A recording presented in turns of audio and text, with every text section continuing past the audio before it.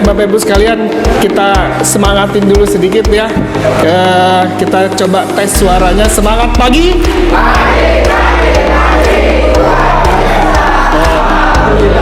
Wih, luar biasa. Selamat pagi.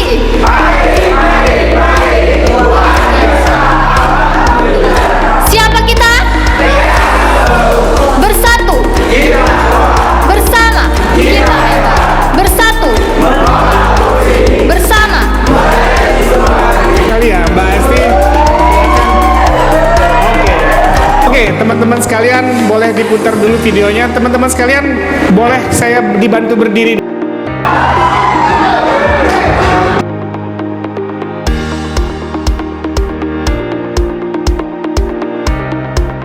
Oke, hari ini kita siap terlibat aktif dalam setiap kegiatan. Siap? Semangat pagi? Oke, mudah-mudahan upaya kita ini bisa membuat kita berubah dan menjadi kebiasaan tadi ya. Kalau kata Pak Benny, kita coba ulang-ulang sebanyak 21 kali untuk jadi kebiasaan. Harus lebih tinggi daripada ekspektasi para pihak yang datang. Jadi intinya gitu ya. Kenapa? Karena ketika ekspektasinya ada di atas, sedangkan pelayanan kita ada di bawah, maka pelayanan kita itu dinilai layanan buruk. Pihak-pihak marah gitu ya, atau dia tidak komplain tapi dia gerutu kemana-mana ya, itu yang basic level. Tapi kalau misalnya si pihak itu datang terus kita melayani sesuai keinginan dia, itu baru di desired level ya, itu baru di tengah-tengah. Nah, kita maunya supaya layanan kita itu di atas dari keinginan dia. Yang tadinya dia nggak berharap dapat senyum gitu ya, yang berharap case-nya atau permasalahannya cepat selesai gitu, ternyata ditambah lagi dengan senyum, dengan keramahan gitu ya, dengan kekeluargaan, itu pasti akan menimbulkan yang namanya excellence level. Tapi kita nggak akan sampai excellence level, kita coba berupaya sampai ke ultimate level ya, yang di atas dari excellence. Coba next Pak. Nah, di sisi digital prosesnya sudah ada, saya lihat ya. PA ini digital prosesnya sangat lengkap saya lihat, karena sudah ada di websitenya, sudah ada PA Tanggamus, informasi ada di sana semua. Kita hanya bicara di people. Kalau di PA namanya pihak ya, kalau di retail namanya pelanggan ya. Jadi Bapak Ibu sekalian, kita harus pahami dulu bahwa pihak itu, orang yang datang ke kita itu siapa gitu ya. Pihak itu yang pertama tamu penting, terus tergantung itu bukan mereka yang tergantung ke kita ya, tapi kita yang tergantung ke mereka.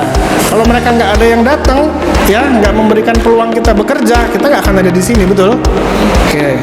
Tujuan ya, mereka bukan pengganggu, tapi mereka adalah tujuan kita bekerja. Tujuan kita memang bekerja itu untuk melayani gitu kan, itu dulu. Terus bisnis, mereka bukan orang luar ya, mereka bagian dari kita, menolong. Nah, ini kadang-kadang kita karena berada di atas ya, menganggap bahwa kita itu menolong mereka nih, kita tolong mereka menyelesaikan case-nya atau administratif dan lain-lain.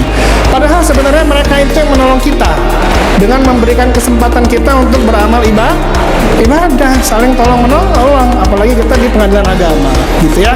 Jadi itu teman-teman sekalian, paradigma terhadap pihak ya. Jadi jangan salah persepsi lagi ketika kita memposisikan diri kita ada di atas dari pihak, yakinlah pelayanan kita tidak akan bisa prima, tidak akan bisa excellence, kecuali kalau kita memposisikan diri sebagai orang yang melayani, menolong ya, ditolong juga gitu ya sama para pihak. Mudah-mudahan kita bisa memberikan pelayanan yang terbaik. Coba Bapak Ibu sekalian, jangan hanya terfokus sama pihak yang ada di luar. Ini pihak semua nih ya. Siapa yang ada di internal pengadilan agama, kawan kita, rekan kita, atasan kita ya, itu semua pihak yang harus dilayani gitu ya. Tidak terbatas hanya orang luar yang datang yang kita layani, tapi even kawan kita minta bantuan pun kita layani. Berhak nggak dia dapat senyuman? Berhak nggak dia dapat pelayanan yang baik? Berhak. Jadi Bapak Ibu sekalian, jangan sampai kita pelayanan bagus keluar, tapi di internalnya kita justru tidak melayani internal gitu ya. Jadi ini pelanggan itu atau pihak itu ada yang dari luar, ada yang dari dalam. Yang dari dalam itu ya kawan-kawan kita ini sendiri. kenapa saya milih untuk bobot terkecil itu ada di penampilan, karena penampilan ini soal preferensi, selera. Iya, jadi ada yang menganggap oh dia cantik, rapi, ada yang menganggap kurang gitu. Jadi nggak bisa jadi standar gitu Pak, gitu ya. Paling oke, penampilan memang penting, tapi bobotnya paling kecil, asal dia rapi gitu, wangi, nggak harus cantik yang putih bening gitu kan, karena itu kan soal selera. Kecil. Nah, teman-teman jangan terjebak di situ. Ya, itu ada kalimat jebakan sebetulnya. Kenapa? Bobotnya betul paling kecil, tapi dia punya pengaruh yang paling besar terhadap keempat itu. Jadi, walaupun bobotnya kecil, katakanlah saya kasih dia 1% ya, tapi 1% itu akan merusak yang 44% itu, yang 99-nya dari 4 itu. Ya, kenapa? Karena kalau penampilan kita nggak bagus, penampilan kita nggak baik ya, itu semua akan rusak. Contoh, kalau misalnya ibu-ibu atau mbak-mbak datang ke kantor dengan kondisi yang yang tadinya udah pede tuh datang ke kantor melayani, ternyata ketemu sama temennya, mbak alis lu miring sebelah misal ya, akhirnya yang energinya yang tadinya itu jadi semangat jadi salah tingkah kan, karena dia udah sibuk ngurusin alis yang miring sebelah ya. Terus begitu ditanya sama si pihak, mbak ini terus saya gimana caranya, sebentar mbak, gimana tadi ya, gitu ya. Jadi pengetahuannya juga jadi amburadul akhirnya, karena dia sudah nggak pede duluan ya. Atau mohon maaf, ada yang bermasalah dengan aroma badan ya. Terus sikapnya kan jadi aneh kan. Kalau misalnya dia udah ngerasa, waduh, saya bilang kan udah diingetin sama temennya tuh, dia udah mulai tuh tangannya begini, silakan pak, gitu ya. Ya pak, ini saya ambilin ya pak, gitu ya.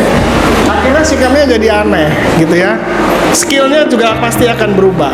Nah, jadi penampilan itu memang betul bobotnya paling kecil juga karena tidak perlu dikasih poin besar, teman-teman pun harusnya sudah menjadi kewajiban. Kalau bobotnya dibesarin di penampilan, fokusnya yang lainnya jadi tidak diperhatikan. Sedangkan penampilan itu sudah jadi kewajiban. Makanya kalau di bank itu dia udah ada standarnya semua. Contoh sepatu hak itu untuk wanita minimal itu 5 cm. Semua harus 5 cm gitu ya. Terus penampilan itu kalau pakai jilbabnya itu harus standar, nggak boleh pakai jilbab yang muter-muter melilit kadang-kadang ya, untuk melilitannya aja udah sejam misalnya ya. Nah itu nggak boleh. Mulai dari atas sampai ke bawah itu penampilan itu sudah diatur dan menjadi kewajiban. Maka dia dikasih bobot paling kecil tapi punya pengaruh paling besar. Makanya kalau teman-teman ke bank pasti kelihatan yang di depan itu ya rapi-rapi, klimis-klimis gitu ya. Walaupun dia mau hari Senin sampai dengan Jumat itu akan terlihat rapi kan. Nah, Satpam itu akan menginformasikan ketika si pihak atau si nasabah itu datang masuk ke banking hall, dia pasti dapat nomor antrian kan, dia akan tunggu kan. Satpam yang akan menginformasikan dia mau ke bagian mana. Misalnya selamat datang di Bank Syariah Indonesia Pak, ada yang bisa saya bantu, kan kelihatan tuh ya nasabahnya. Dia akan tanya, Pak mohon maaf Bapak agak kurang sehat hari ini ya. Baik Pak, Bapak duduk dulu aja Pak, langsung disuruh duduk, nggak usah tanya macam-macam, duduk dulu. Nanti begitu dia duduk baru ditanyain keperluan dia, kebutuhan dia, terus mau ketemu siapa dan lain-lain gitu ya. Nah terus si yang bapak security tadi dia kan tahu tuh dia mau ngurus apa pihak itu, maka dia akan informasikan ke petugas itu, Pak ini nanti di nomor antrian sekian ini, tapi kalau misalnya memang dilihat nomor antriannya panjang, orang sedang sakit ya, itu komunikasikan ke supervisi di belakangnya. Bisa jadi yang antriannya tetap berjalan, tapi untuk yang sakit itu dilayani oleh orang yang berbeda Pak.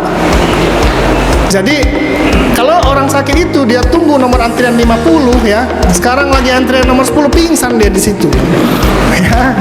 Nah jadi si Satpam itu melakukan screening, terus memberitahukan keperluannya. Kalau kita lihat nomor antriannya masih jauh, kita komunikasikan ke bagian belakang atau supervisinya. Nanti supervisinya akan mengambil keputusan, baik saya yang akan layani, beliau mau apa gitu loh. Jadi dilayani oleh supervisinya gitu Pak.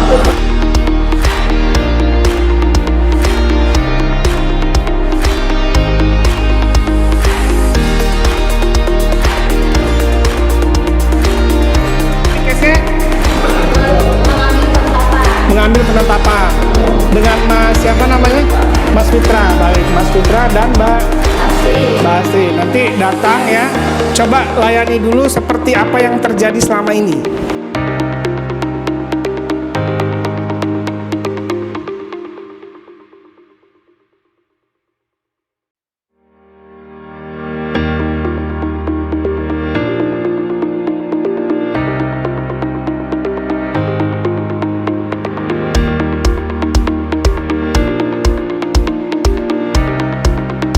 Gitu ya, kita review. Jadi pertama kali datang tadi kan ngucapin salam ya. Assalamualaikum, selamat datang di Mata Kamu, silakan duduk ya. Jadi tangannya terbuka, silakan duduk. Jangan duduk kalau pihak belum duduk. Pastikan dia duduk dulu. Nah, begitu kita duduk ya, teman-teman duduk itu kalau standar pelayanan itu kita nggak boleh nyender ya. Pertama kita nggak boleh nyender. Kalau lagi nggak ada pihak ya silakan aja. Tapi kalau lagi ada pihak kita maju ke depan, terus itu kan ada meja. Tangan tuh nggak boleh di bawah, tangan tuh adanya di atas. Jadi gini, kalau Mas sambil duduk aja, kasihan nanti berdiri. Jadi gini ya, kalau di kita itu meja customer service itu kursinya itu akan lebih tinggi daripada kursi nasabah. Kenapa? Karena secara psikologi si pihak atau si nasabah ya, itu dia akan merasa dikuasai sama customer service. Jadi begitu dia duduk, dia posisinya agak lebih tinggi daripada si pihak ya. Makanya kursi kantor itu kan bisa naik turun kan. Itu fungsinya untuk kita jauh lebih tinggi daripada si pihak. Terus tangan kita taruh di atas dan kita buka lebar. Jadi si pihak itu secara tidak langsung akan ikut apa yang kita sampaikan dan dia menyimak. Tapi kalau kita dari duduk kita udah begini ya, gitu ya. Jadi dia fokusnya ke kita itu akan terpecah gitu ya. Makanya supaya dapat fokus dia, kita harus lebih tinggi dan kita harus kuasai si pihak itu tadi. Terus yang berikutnya, begitu dia sudah menyampaikan ke ke maksud dan tujuan dia ya. Nah, terus tadi kalau memberikan barang kan saya bilang tangan dua ya. Nah, untuk menerima barang pun kita ambilnya juga tangan dua. Itu sikap pelayanan ya. Even dia nyerahkan nomor antrian itu kita ambil pakai kedua tangan. Nah ya, itu sikap yang kecil tapi kelihatan. Terus Bapak Ibu sekalian, biasanya ditanya nggak namanya siapa ibu ini? Atau ngelihat cuma dari berkas?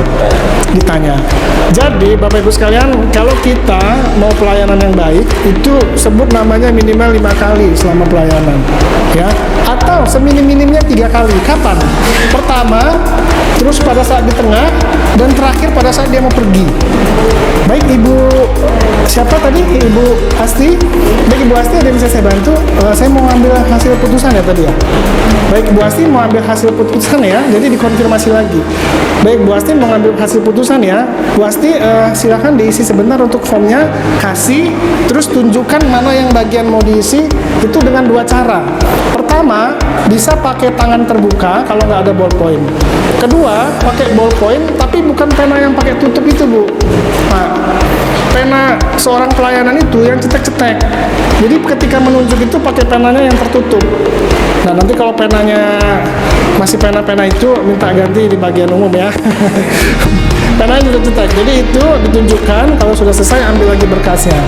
Udah itu baik Ibu setelah ini Ibu akan baik Ibu Asti setelah ini akan melakukan pembayaran ya. Nanti Ibu Asti bisa ke bagian kasir. Terus tadi Mbaknya kan agak sedikit melakukan intervensi ya. Sama nggak sih Mas? Saya ini udah gini gitu ya. Nah, Masnya tetap senyum aja ya Bu gitu. Mohon maaf ya Bu ya. Mudah-mudahan tidak lama gitu ya.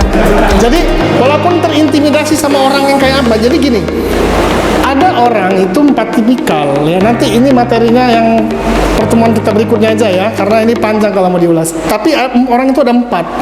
Si pihak ya, pihak itu ada 4. Pertama, orangnya tipikal kritikal. Kedua, tipikal dominan. Keempat, tipikalnya steady. Yang terakhir, tipikalnya influence.